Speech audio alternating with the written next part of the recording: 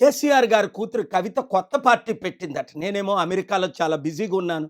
Iran యుద్ధం ఆపకపోతే 850,00,00,000 ప్రజలు నష్టపోతారు 200 దేశాల్లోని. రాత్రి పగలు ట్రంప్ గారితో, స్పీకర్ మైక్ జాన్సన్స్‌తో, లీడర్స్ అందరితో చర్చలు జరిపిస్తున్నాను. ఈ లోపున మన తెలుగు రాష్ట్రాలను సర్వనాశనం చేయడానికి అనేక మంది ఇంతకుముందు ఎలా పార్టీలు పెట్టారో, అలాగే తెలంగాణను సర్వనాశనం చేయడానికి కవిత ఇంకొక పార్టీ పెట్టింది. ఎవరు పెట్టించారు, ఎందుకు పెట్టించారు అవన్నీ మీకు తెలుసు.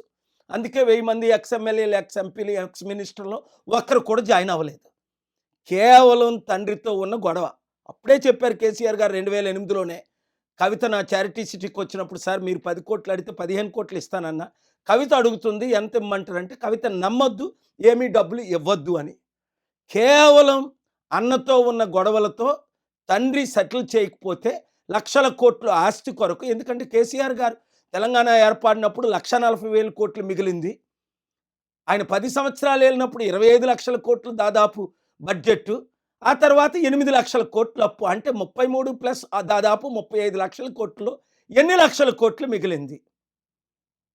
తనకి ఎన్ని లక్షల కోట్లు ఇవ్వాలి? నాకెందుకు సీఎం పోస్ట్ ఇవ్వరు?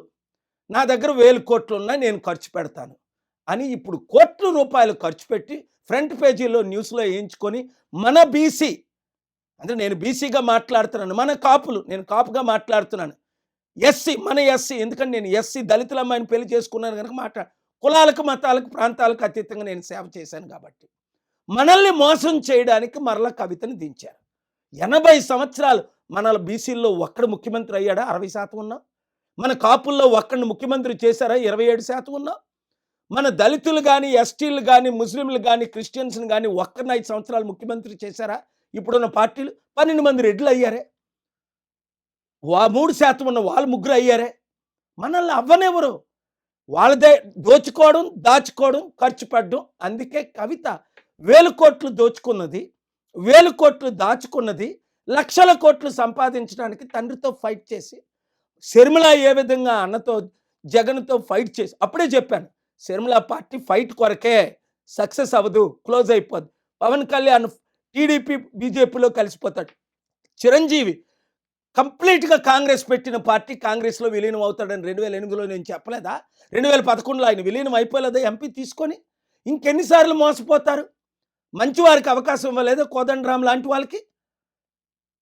కనుక ఈ ఇప్పుడున్న 2-3 కులాలే కదా 80 సంవత్సరాలు మన తెలుగు రాష్ట్రాలు వెళ్తున్నాయి. ఈరోజు తెలంగాణ అప్పు 10-12 లక్షల కోట్లు, ఆంధ్ర అప్పు 13 లక్షల కోట్లు. అప్పులు ఎలా తీర్చుతారని అడిగితే కవిత అంటది 1,00,000 కోట్లు మిగిలి ఉన్నాయట. అంటే ఆవిడ కనీసం ఏబిసిడీలు కూడా తెలియదు. 1,00,000 కోట్లు మిగలలేదు. సంవత్సరానికి ఇప్పుడు తెలంగాణ గవర్నమెంట్ అప్పు చేస్తుంది 1,00,000 కోట్లు దాటి. వడ్డీ దాదాపు 50,000 కోట్లు. ఆదాయం కేవలం 2 లక్షల కోట్లే. అర్థం చేసుకోండి. వీళ్ళ వలన, కవిత వలన ఎవ్వరికి ఒరిగేది ఏమీ లేదు. కేవలం తన ఫైట్ కొరకు. BC, SC, ST, Christian, Muslims అందరూ ఏకము కండి గద్దరన్న చేరిన Praja Shanti party. Chief secretary Danamayya గారు Mala, IAS chief secretary Rosaiah గారు మాదిగ.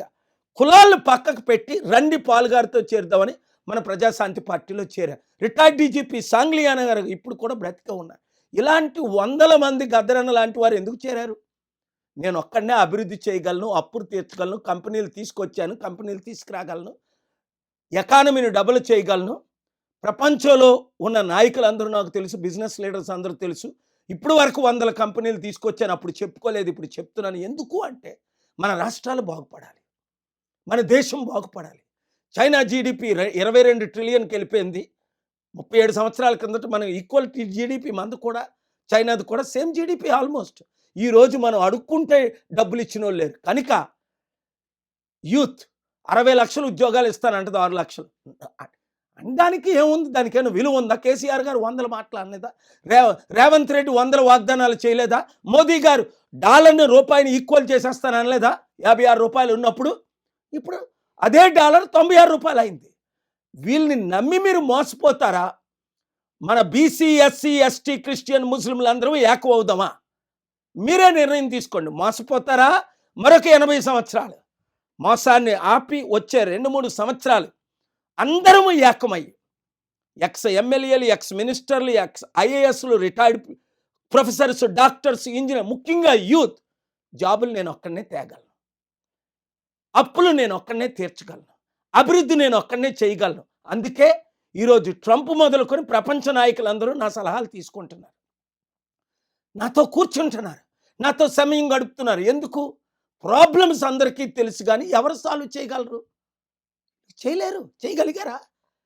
రోజు రోజు 2 తెలుగు రాష్ట్రాల అప్పు 25 లక్షల కోట్లు అయిపోయింది. దేశం అప్పు 100 లక్షల కోట్లు అయిపోయి ఎవరైనా తీర్చగలిగారా? మరి తెలుసుండి మీరు మోసపోతారు ఎందుకు? మరలా ఈ అవినీతి కుటుంబ కుల అవినీతి కుట్ర పాలకుల్ని ఎందుకు మీరు మళ్ళీ సపోర్ట్ చేస్తారు? ఎస్, వాళ్ళు మీడియాకు ₹1 ఇచ్చి ఫ్రంట్ పేజీలో వస్తారు. అది వద్దు. మనకి మార్పు రావాలి. ఆ మార్పు మనమే తేవాలి. ఆ అభివృద్ధి మనమే చేయాలి. మనం అందరం కలిసి పోరాడాలి. ప్రజాశాంతి పార్టీ, అవినీతి లేని పార్టీ, అందరినీ అభివృద్ధి చేసే పార్టీ. మీరు నేను కలిసి చేద్దాం. 2028, 29 ఎలక్షన్లో సంపూర్ణ మెజారిటీతో 2 తెలుగు రాష్ట్రాల్లో గెలుద్దాం.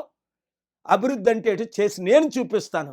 మీరందరూ 7569441275 గ్రూపులు పెట్టి ఒక్కొక్కరు 100 మందిని 1000 మందిని చేర్చి ఈ ఇరాన్ యుద్ధం సాల్వ్ అవగానే నేను మరలా వస్తాను. కాబట్టి కలిసి పనిచేద్దాం, అభివృద్ధి చేద్దాం. We can do anything. Share this video with everybody. Media మిత్రులారా, అందరికీ ఈ వీడియో షేర్ చేసి రాష్ట్రాలను కాపాడండి. దేవుడు మిమ్మల్ని దీవించుగాక.